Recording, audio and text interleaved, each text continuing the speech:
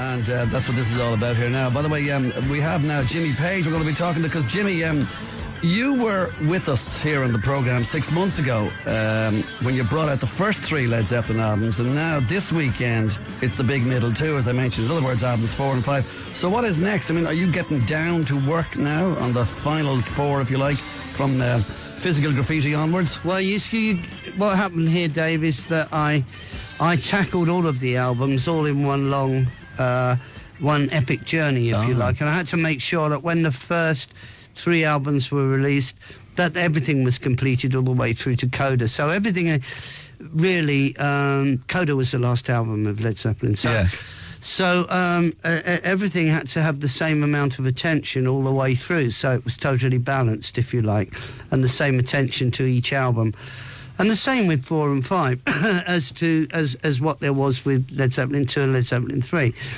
So there is right across all of these things, there's different on the odd occasion you'll find something which comes through which has never been heard before, you know, a song that's never been released. But on Led Zeppelin IV here, there's different mixes in the final stages, but there's also like different raw basic tracks of things, and vignettes of the acoustic numbers with no vocals, and you know, it's just a different take on the original.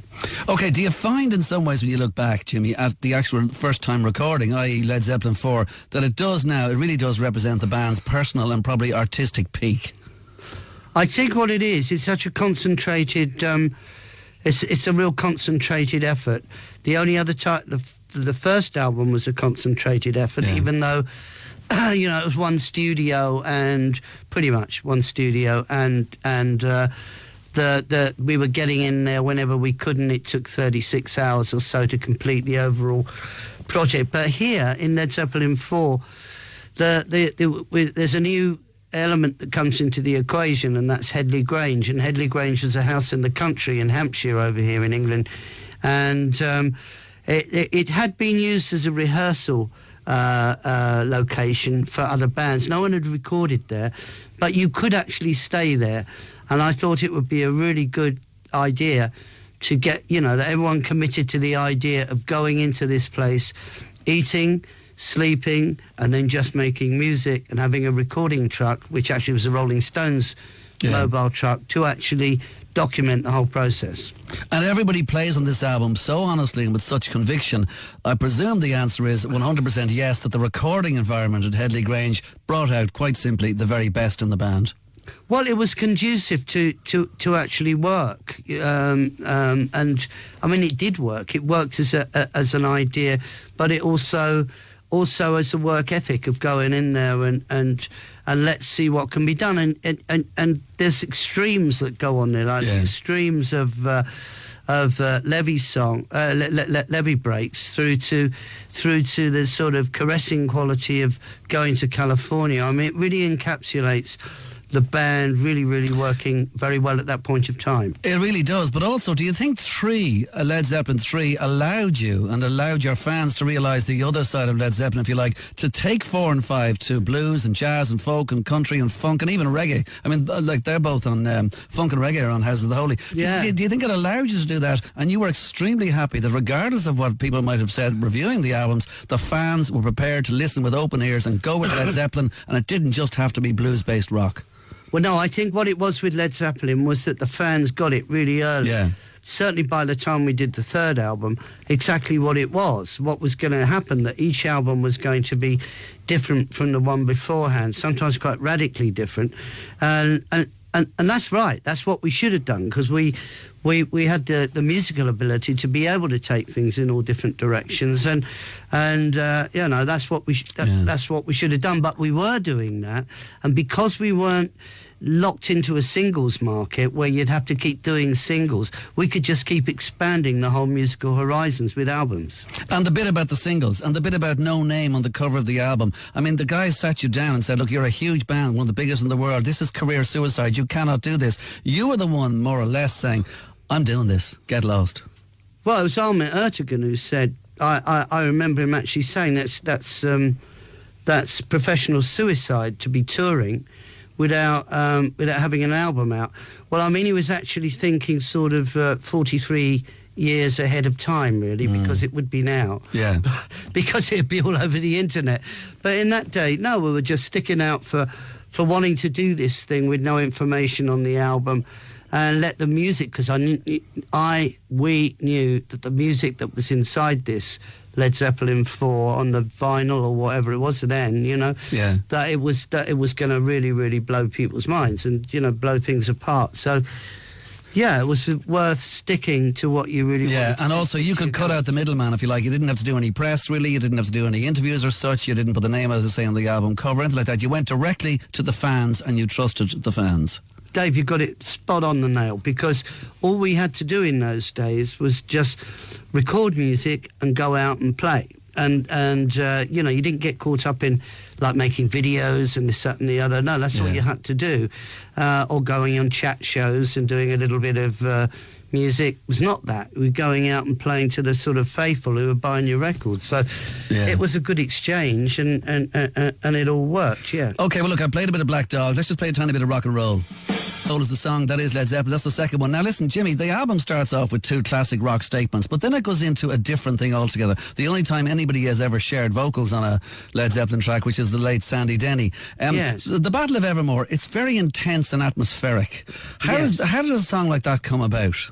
Well, how it comes about is really, when you hear the finished product with Sandy Denny and all that, it's quite unusual to think that actually it came out of inspiration of playing for me, I was playing a mandolin. I hadn't played a mandolin before. The tuning's different, you know, from a guitar. And John Paul Jones had brought his mandolin along to Headley Grange, and he was sort of sitting there, and he was to play it later on going to California, I might add, but I thought I'll have a crack on this, and I think he was having a cup of tea at the time. And so anyway, look, I started playing it, and, you know, you start getting your head round a different instrument, you start playing, and really, I had the whole structure of Battle of Evermore together in a very, very short time. And then, you know, we did a version like with acoustic and the mandolin. And that's what's on the companion album. You could hear. Yeah. That's how it starts. And then Robert started to put lyrics to it, and then he wanted to. He had the idea of wanting to, you know, do it as a duet. And Sandy Denny was she was like the best at the time who was around. And she was like the town crier on the song. Okay, well then hold on. Let's just take a little bit of it. This is Battle of Evermore.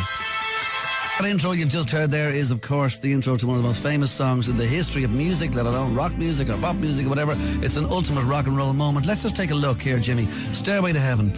Three distinct kind of strands to the song, do you think? Like that opening, there's the middle bit, if you like, and then there's the kind of when Bono comes in, or when John Bonham comes in after about 4.5. Bono might have been there, you never know. I'm sure the spirit of Bono was there.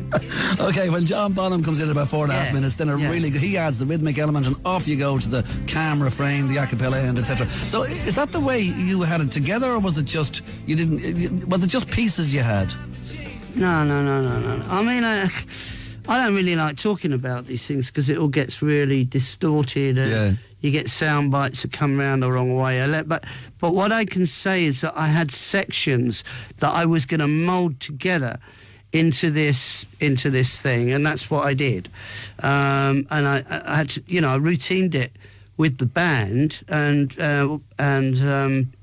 anyway, that's what it is. The intention of the song was to have something that opened up with a really sort of fragile guitar in the sort of elements of, well, I'd fooled around with a little bit of classical guitar, but it's in that sort of counterpoint aspect of the melody, but then it keeps unfolding as it goes through in layers, and not only does the momentum intensify, but also the tempo of it increases as well. And the whole thing was supposed to, and does, reach this sort of climax at the end. And as you put it before, it kind of motors, it doesn't necessarily race. No, it doesn't race. No, it's very steady in its intensity. That is that track, which is the last track on side one, of course, of the album. Now, rather than go through everything, can I just jump for 1 second to the fifth album, Houses of the Holy, before I go back to number 4? Because Houses of the Holy, like my favourite Zeppelin song of both these albums is on that, which is the Rain song. Again, how does that one get together, and what happens with that? I mean, that's different Led Zeppelin to me. Well, that's something that I had. I got all of that together at home as far as all the sections of it. Again, it's sections, isn't it? But that's how it is. You sort of add and subtract and all of that when you're working on these things. But I had a home demo of that, and I'd attempted to put some mellotron on it to sort of show the sort of sketch of where it would be, where the mellotron would come. But John Paul Jones does the most fantastic part on the mellotron on that. But the whole of that I took it to the party, if you like, when it was time to do Houses of the Holy. Okay, well, let's take a little quick listen to it. This is the Rain song from House of the Holy. Actually, it's from the companion album, which you get with the album released this weekend. This is this version of it, okay? At 17 minutes to 11, 51552, we're talking to Jimmy Page. And it is a song from Houses of the Holy. Funny, you mentioned John Paul Jones a couple of times there. If everybody mentions everybody in Led Zeppelin, Robert Plant on vocals, you on guitar, there's John Bonham on drums. Yeah. Do you think it's much that John Paul Jones is more than just saying John Paul Jones on bass, i.e. that he really is Led Zeppelin's secret weapon? I don't know about secret weapon, but he managed to shine in the group of Led Zeppelin. I think everybody. Look, as far as like my guitar playing, like I'd played some pretty good guitar along the way, and Yardbirds and all of that. But given the vehicle of Led Zeppelin, I certainly was able to play. I wanted to make a guitar showcase in the first album, and that's what I did. But even so, the whole ethos of the band as I saw it was that everybody would be shining equally. It wasn't just going to be one superstar with a little bit of backing, that everyone was going to gel together. And this is what, we were very fortunate that the personnel came together like that. But just in so much as John Bonham never had the chance to play drums a la John Bonham, as you know it in Led Zeppelin, it was the same for John Paul Jones. He might have done a little bit, some session musician. He might have played organ, he might have played bass, but all of a sudden he gets a chance to really musically flex his muscles the same way as everyone else was doing. Robert too. Do you think in some ways that on John Bonham, like if I was to play the one song that might best sort of, point to what he does in terms of these two albums, Led Zeppelin 4 and Houses of the Holy, in other words 4 and 5, that I could look at When the Levee Breaks? Well, yeah, that's such character drumming that I think, from the first album, Good Times, Bad Times, just changed drumming, period. But this changes the whole approach to recorded drums, really. It did from the first album, but suddenly people really notice when you've got this sort of ambience to the drums. No one had heard anything like that before, and I was really quite happy to be able to do this.